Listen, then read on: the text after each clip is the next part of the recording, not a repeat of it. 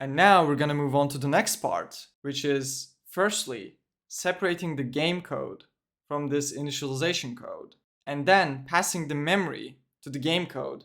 And in the game code, we're actually going to start using the memory. So firstly, this whole file, sdlpong.cpp, is all about initializing SDL, creating a window, creating a renderer, setting stuff up that has to do with the operating system, has to do with initialization code. We don't want to have any of our game code in here. We want all the game code separated from this part. And we want to define a solid line between the game and this stuff, basically.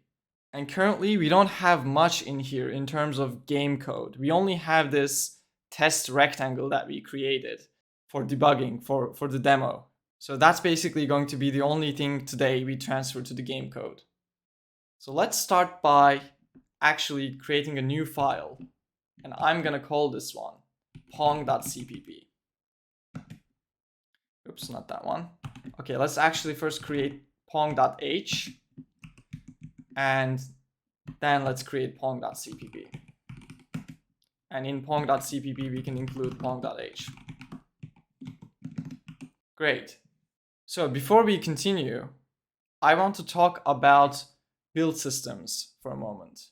Because up until now, we only had a single CPP file. So all we were doing inside of our build script was compiling this SDL-pong.cpp. And we had a single header, and that header is being included into the file. And it's all fine. But now we have multiple files, multiple CPP files. How are we going to compile this project now? Because if we run this command, it's just gonna compile SDL-pong.cpp. What a lot of people do is at this point, they'll start using CMake or a different build tool, and they'll start configuring it, and then they'll have like a system that only compiles the files that they changed, and then they link all of it up. But that's actually unnecessary for us and for most game projects, I would say. What we're going to do instead is we're just going to include all the files into this SDL-pong.cpp file, like this. Under the header include, I'm just going to say include pong.cpp. And the include directive here doesn't care at all about the file type you're trying to include. This could have been a txt file. It's fine. It simply copies the contents of this file and just pastes it in here. That's all it does. So we're going to include all of our game code in here, and then we're just going to compile the same file. So if I compile now, I'm basically compiling pong.cpp as well. And for most games, this is just fine. And certainly, for our teeny tiny Pong game, it's going to be more than fine. Computers are insanely fast, and compilers have no problem compiling thousands of lines of code instantly, basically. I mean, it's such a small amount of time, we might as well call it instant. And this isn't just for small projects. Even if you have a game that is 100,000 lines of code, this approach still works just fine. As long as you code sanely, this is going to work fine. I saw projects with over 200,000 lines of code compile just fine with this approach, and it only took like a second. So you don't need to go crazy, get a build tool, and start configuring this insane configuration. It's just going to add unnecessary complexity. Whereas you can just use a simple system like this and it takes 5 minutes to set it up. Okay, I'm going too much into this right now. I might make a separate video talking about this, which is called the Unity build. Not to be mistaken for the Unity game engine. It has nothing to do with that. But this way of compiling the project is called the Unity build, because we're basically unifying, adding all the files into one file and just compiling that. And we effectively have just a single translation unit. So okay, enough with that. This is how we're going to compile all of our code, and it's going to be awesome. So okay, where were we? So we have this pong.cpp file now, and like I said, all of our game code is going to live here. We're going to create our first function here, and that's going to be the update and render function. And update and render is going to take in the game memory, and it's not going to return anything. And this function will basically be our game. We're gonna call this from the main game loop. In between SDL render clear and SDL render present, we're gonna call this. We're gonna say update and render. We're gonna pass in the game memory. And all of our updating and rendering of the game is gonna happen here. So the only part that this initialization layer accesses the game is this part. And in here, we're passing the memory that we just allocated. And in here, we're gonna start, inside update and render, we're gonna start using this memory. Before we do that, we're gonna go into pong.h and we're gonna create a struct called GameState. And this GameState is gonna represent everything that we have in our game. For now, like I said, we're not gonna have much because we literally don't have anything inside of our game. So we're gonna add this test rectangle into GameState in just a moment. But I'm gonna return to pong.cpp. And what I'm going to do is actually, we're just going to take, well, firstly, we're gonna create a new GameState variable, GameState pointer variable. And we're just gonna take the game memory, storage, and we're just gonna cast this to be a game state pointer. So we're basically gonna take the memory we allocated and we're just gonna say that that's a game state. And that's gonna let us use the memory block as the game state. Now for this game, this is going to be enough. If this was a more complicated game, I would start using memory arenas and I would start doing further allocations on the memory block. Like I said, using memory arenas and a free list possibly. But in this case, the game state struct is gonna be enough. Maybe in the future tutorials, we might start using memory arenas, but don't take this as a complete solution to this problem. It's really not. Because this game is so simple, it's gonna be enough for us. So great, we have our game state here. And after this, I actually want to do an initialization step. And for that, we're gonna go back to stlpong.h, and inside of our game memory, we're gonna add a boolean called isInitialized. And inside of the pong.cpp update and render, we're gonna check if the game memory is initialized or not. And if it's not, we're just gonna set it to initialized. So this if statement will only get executed once.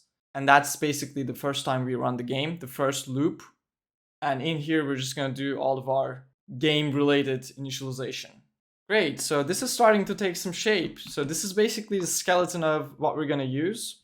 So as a final part, I want to take that test rectangle that we had, and I want to move that over to the game code. Because right now it's living in here, and it really shouldn't be here. So firstly, let's take this global test rect variable from here and go into the game state struct. Like I said, everything that has to do with the game, the balls, the paddle, everything else, all the entities, we're gonna be here. So we're only gonna declare it here. Obviously, we're not gonna initialize it. That's gonna happen inside pong.cpp, inside of this if statement. So here, we have the game state. The game state has the test rect, and we're gonna set its x to be 0. We're gonna set its y to be global screen dim, blah blah blah, this value. And that's gonna work because that's a global variable. We're gonna set the width and the height to be 50.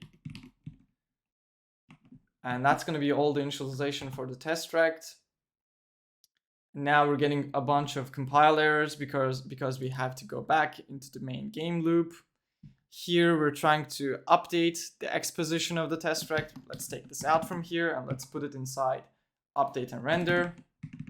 Now we need to access the test rect through the game state. And let's also take out the rendering part, which is the set render draw color and set render fill rect call here. Let's take those as well and let's put them inside here. Now let's try compiling again. And this time should have worked. You still get an error. What is it? Okay, I'm not accessing test_rect through the game state. Rookie mistake. And now it should work. So let's try running the game, and it should be exactly the same. As you can see, the game runs basically the same, which is a sign that we did things right. So let's go back and let's do a small recap.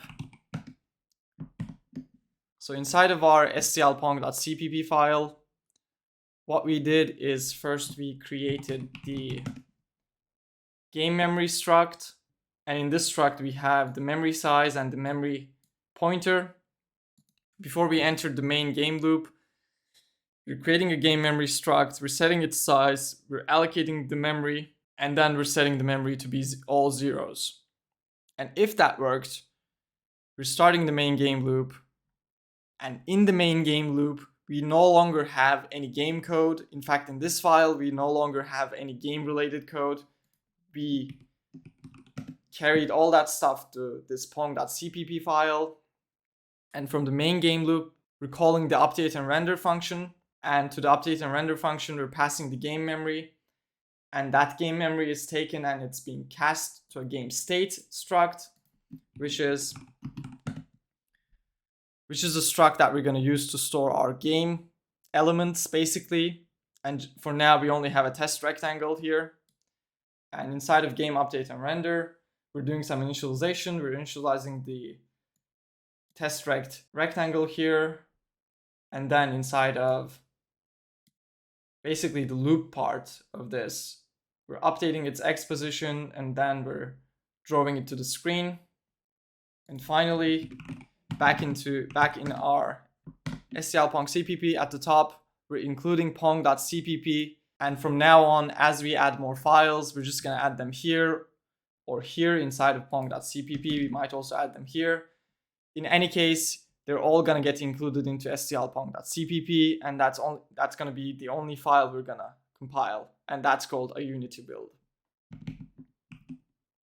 Okay, so great. So finally, let's try maybe changing the color to see a different result so that we know for sure that it's not the same at all. So let's try to change the speed to maybe 300 pixels per second and the color to green. And beautiful. So great. This has been a fun episode. We did all the memory management we had to do. Like I said, it's very simple. It might look a bit difficult at first, but really, this is basically all we need to do, and we don't need to think about this at all. We don't even need to free the memory, because like I said before, once you quit the game, all the memory is going to be freed anyway, and we don't want to free the memory until the game is done. So there's no point freeing it ourselves. Memory management, very easy. I hope you learned something in this video. Thank you for watching, and I will see you in the next one.